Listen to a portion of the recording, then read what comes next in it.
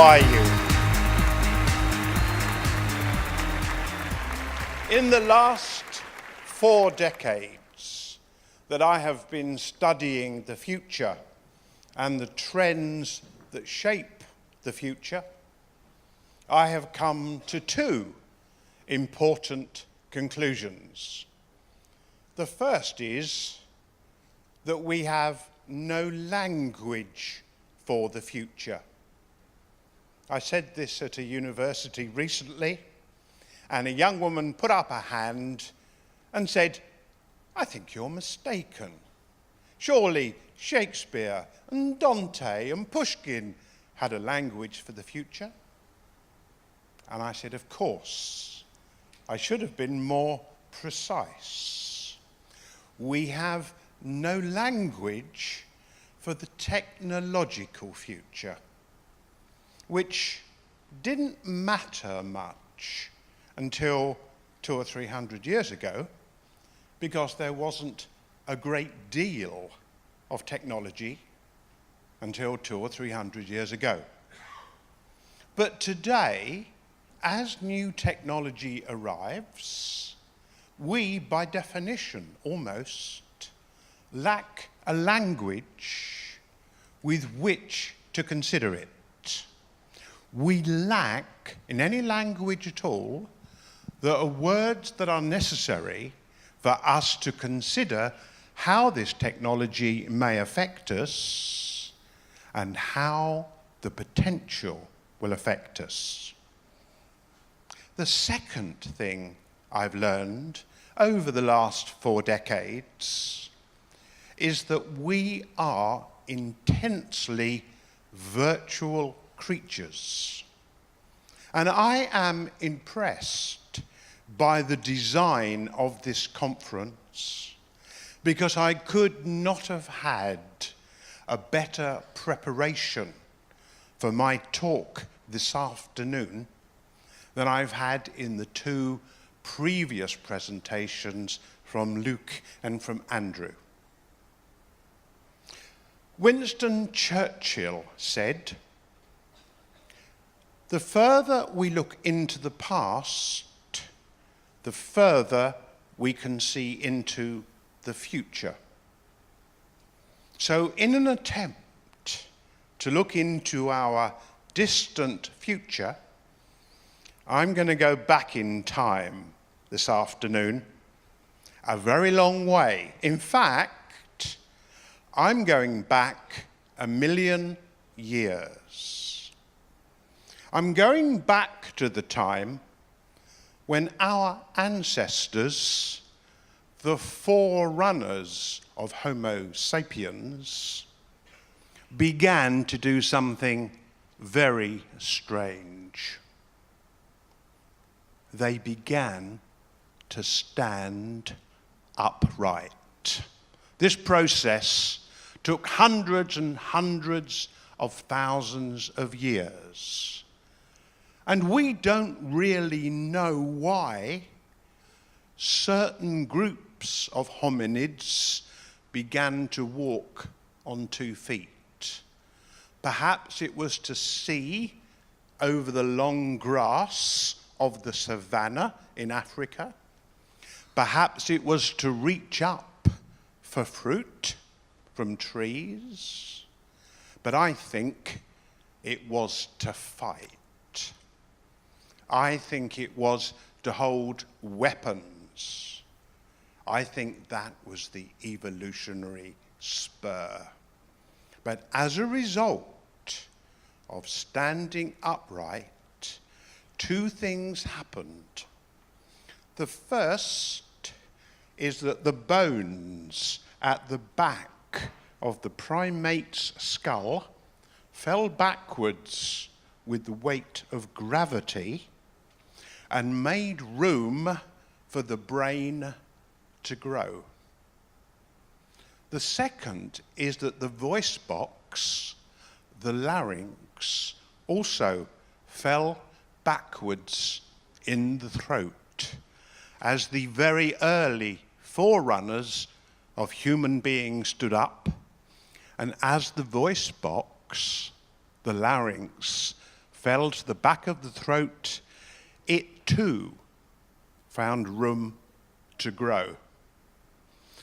The combination of the enlarged brain in the larger skull space and the larger larynx led to something unique.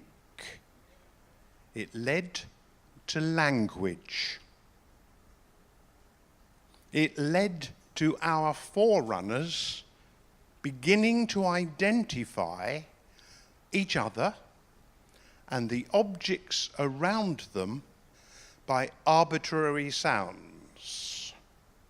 Now, I suggest that all language is virtual.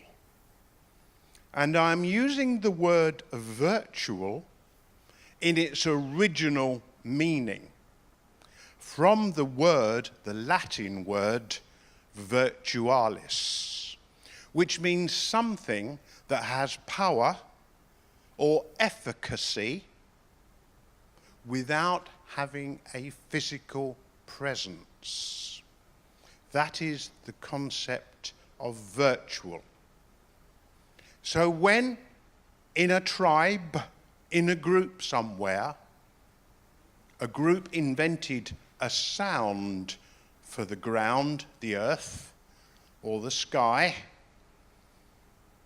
or for Pierre, or for Alain, or for Raymond, those arbitrary sounds were given their meaning within the group.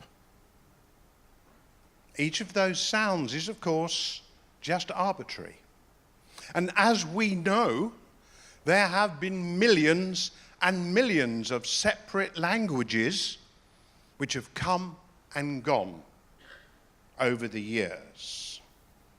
So I argue that what makes humans unique is the larger brain which led to language, which I argue is virtual. Now, one other thing happened along this journey to spur the evolution of human beings, and that was the invention of fire, which allowed us to cook food, ingest it more easily, and get the protein more quickly. But I'm not going to dwell very long on ancient history because I'm going to zoom forward into virtual reality in a moment.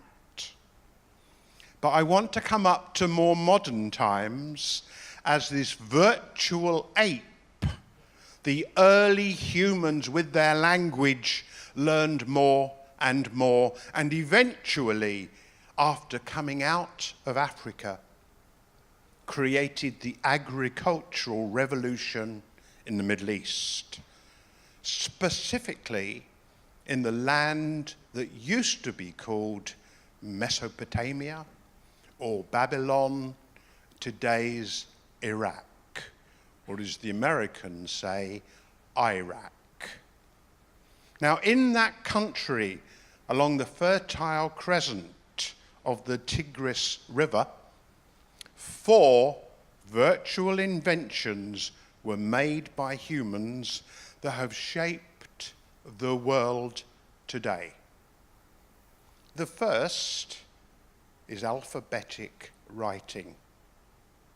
There had been before that ideograms, graphic pictures and descriptions, but somewhere about 5,000 years ago in Mesopotamia, because of the time allowed for thinking that came out of the comfort of the agricultural revolution, we learned how to create individual alphabetic characters which we could manipulate to form words, then grammar, then sentences, paragraphs, and so on.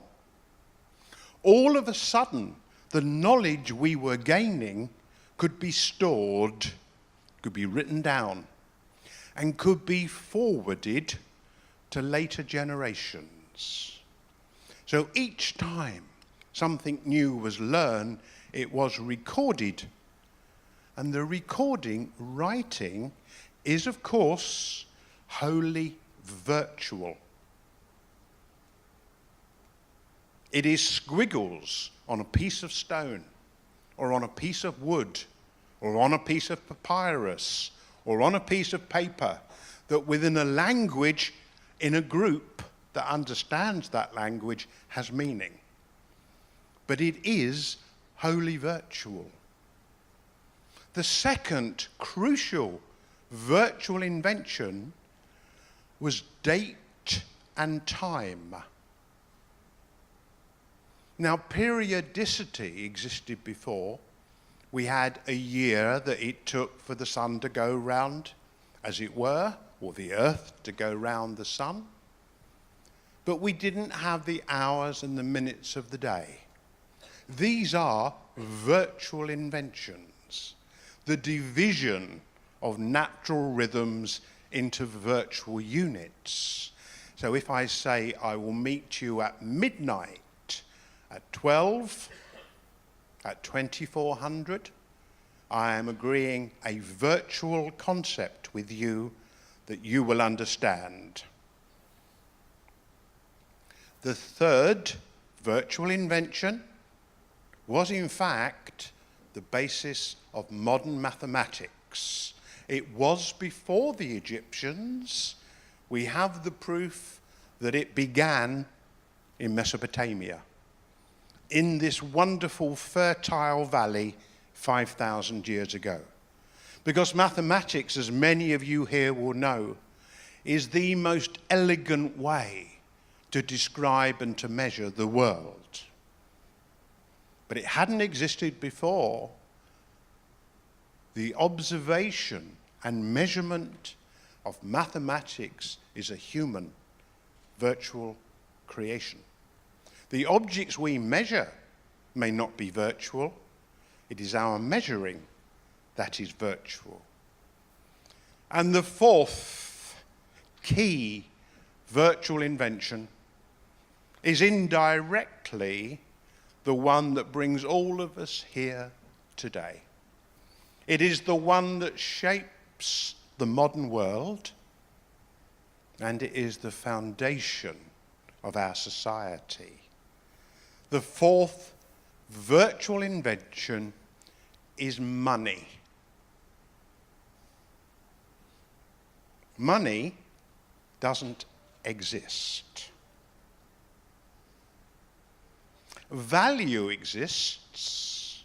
If somebody offers me food, food has value. If somebody offers me water, water has value. If somebody offers me clothing, warmth, it has value. Shelter, somewhere to live, to shelter, has value. Energy has value, and a limited amount of travel has some value. Beyond that, every other value is virtual, created by our society. I like to imagine that 5,000 years ago, in Mesopotamia, there was a boy in the temple whose job it was to drag the wheats of corn, of wheat, across the temple floor to exchange for the chickens that the farmers used to bring into the temple. And one day he got fed up with dragging the corn across the floor, and he had a bright idea. He said to the farmer, "See this stone, this rock, this pebble? Let's call it a shekel. You take this shekel, and instead of you bringing the chicken in, bring the shekel, and I'll give you the corn.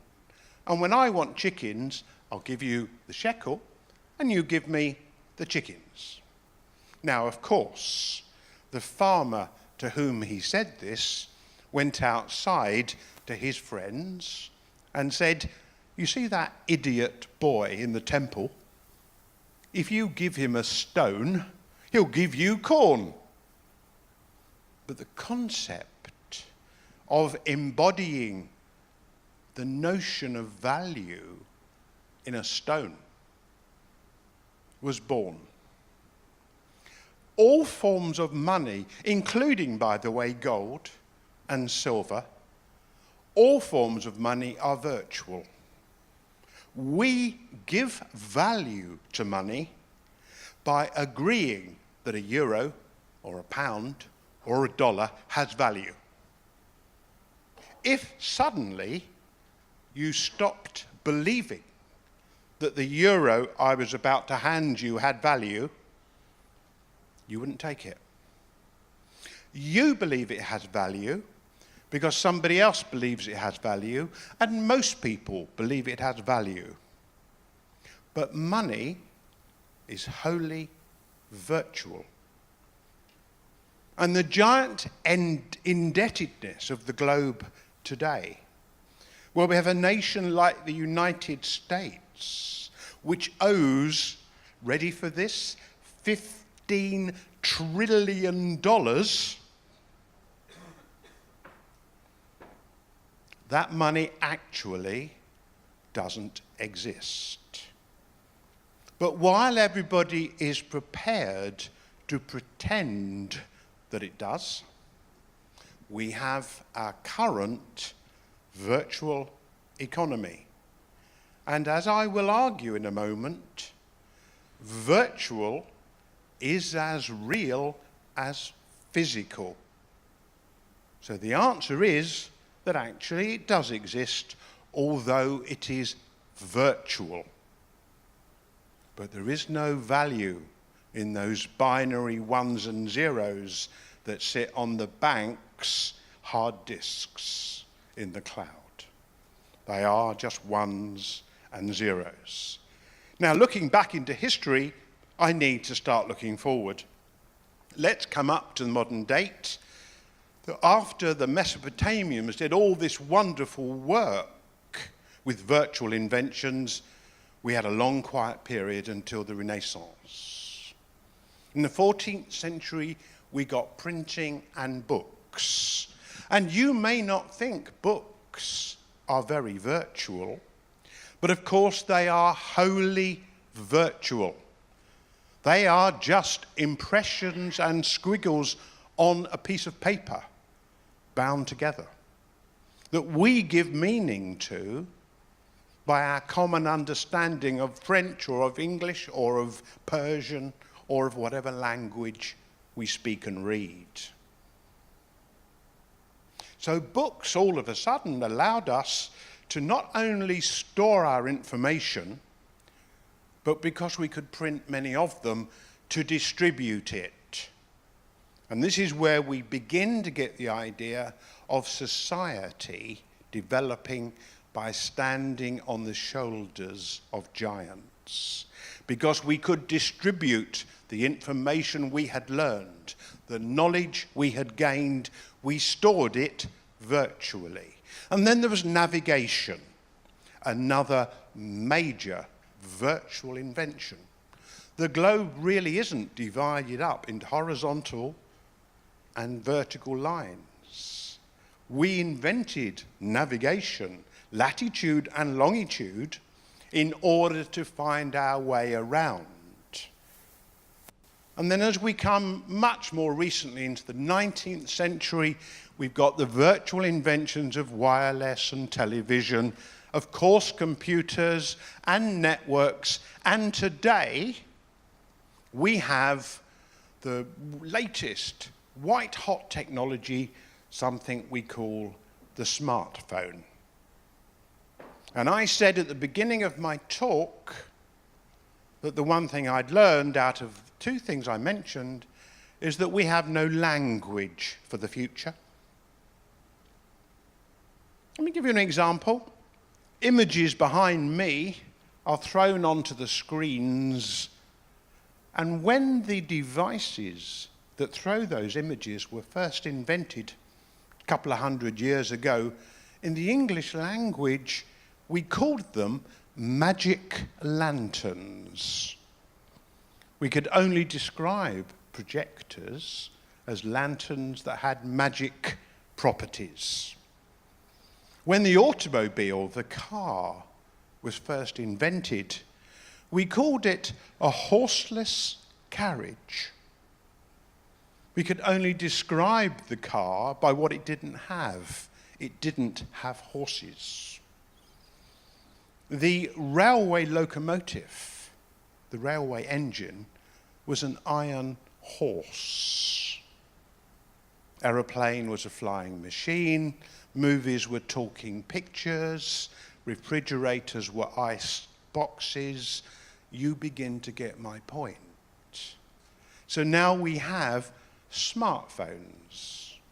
And I have to tell you that the phrase smartphone is as helpful to us understanding the future as the phrase horseless carriage was to understanding the future of the automobile. So if I hear you talk about driverless cars, please don't.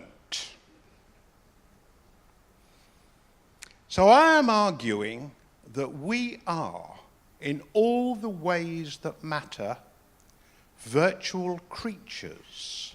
The element that separates us from the other biological creatures on this planet is our brain and the virtual projections that come from it, and the way it receives and interprets information. We had this wonderful demo of virtual reality an hour ago on this stage. And I was struck by how old-fashioned it seemed.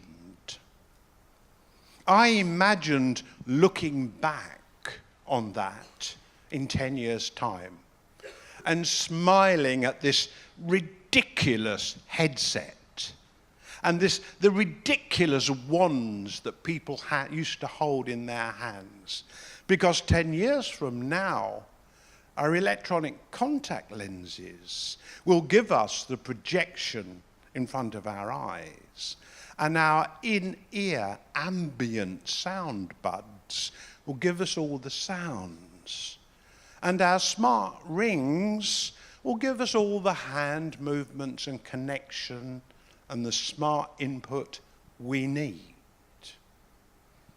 But I suggest that as virtual creatures, virtual reality, immersive virtual reality, with all of the other subsets like augmented reality and mixed reality, will become a natural habitat for we virtual creatures. Now, I don't mean today's virtual reality, because if any of you have tried that sort of virtual reality, as I have for very long, you know why I describe it as vomit reality. It makes you feel sick because, of course, your brain doesn't work out why you're seeing movement but not feeling it. There is a disconnect. This is being solved. Very soon, we will not have nausea as a side symptom of virtual reality. And we won't have clunky headsets. But it will take time. But I am certain that in the future, we will spend more and more and more time in immersive virtual reality. And the reason I'm so sure is that I think we are already spend our lives in immersive virtual reality. We are the virtual ape. For example, there is no color in the world. As you look around you and you see the blue lights, the white ceiling and the brown floor, it is your brain that is adding the colors to those wavelengths. There is no colour out there, just various wavelengths of grey. And for evolutionary reasons, millions and millions of years ago, our forerunners' brains added the colour green to grass and red to fire and blue to sky and water. For evolutionary survival reasons, it was safer for us to identify them through their colour. There is no sound out there, only vibrations through the air. We create and interpret sound from those vibrations. I could go on, but you begin to understand my thesis.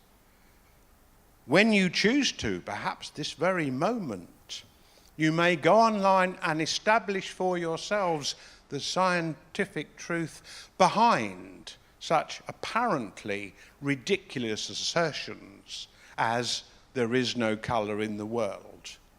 Because trust me, scientifically, there is not. And that applies to all of our senses. So you begin to see why I'm suggesting that we already live within our own form of virtual reality.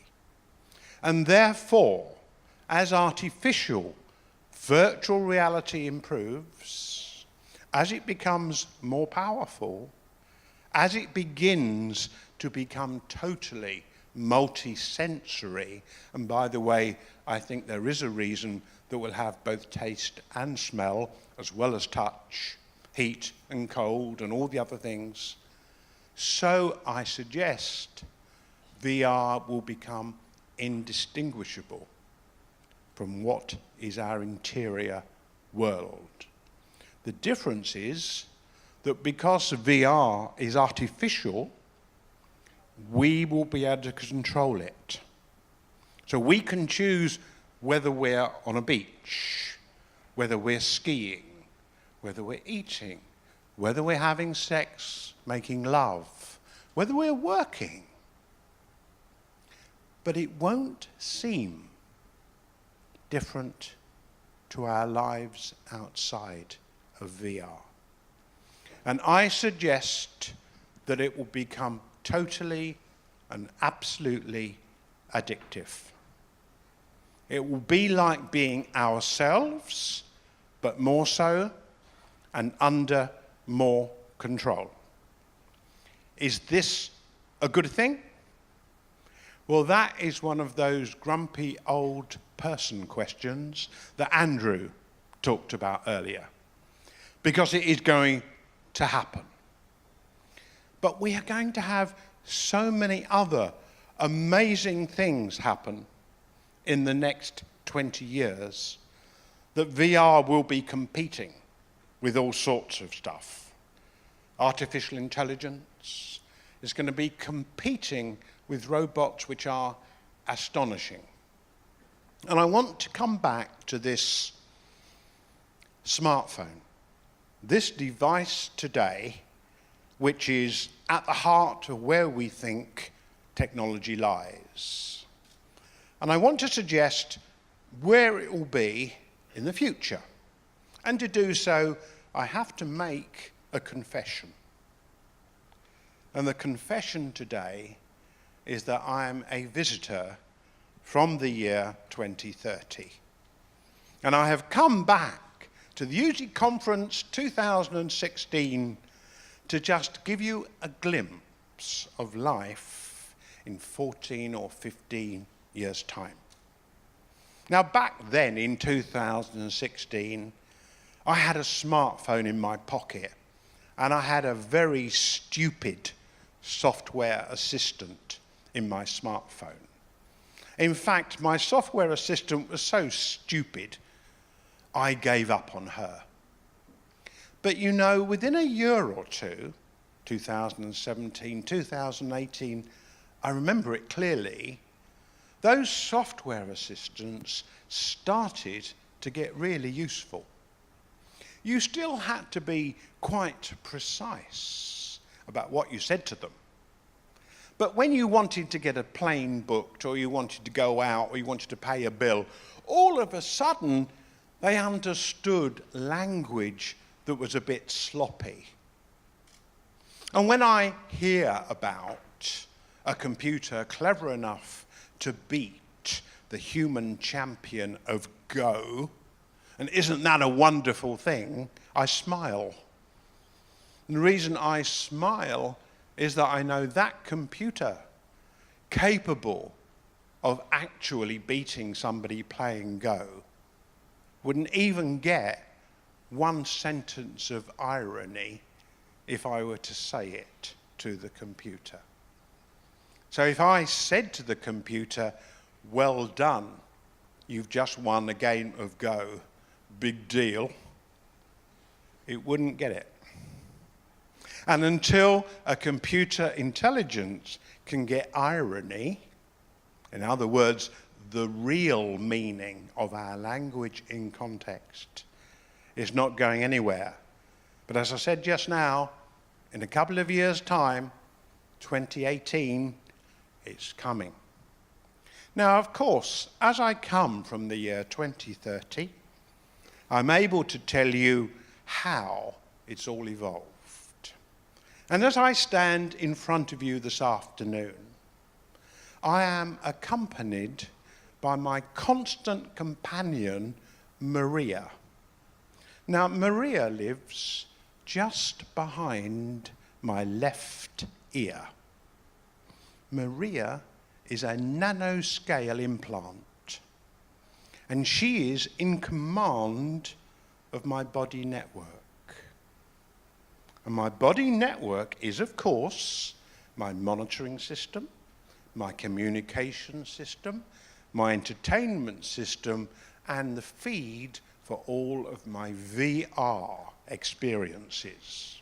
Maria talks to the global brain all of the time. You know what the global brain is, don't you? We used to call it Google. Now, Maria is much more clever than I am, but she's smart enough not to let me know it. Maria is the epitome of where AI is going. She speaks to me in my earbud as softly and as gently as my own thoughts. I called her Maria because my own wife's name is Maria. And I found myself talking to this Maria so much that I didn't want to have any small misunderstandings if I were to say Maria in my sleep. Now let's bring it back to today. We are at the beginning of the most incredible period I've ever witnessed. And I have been looking at computer technology and its effect on society since 1975.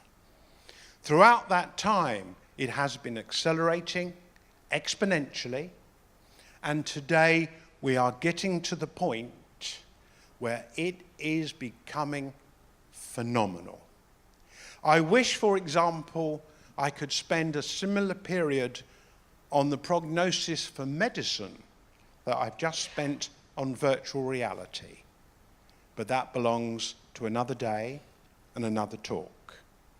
Sufficient to say that virtual reality is the future, but is it different to the virtual reality in our own minds? Thank you for listening. Thank you.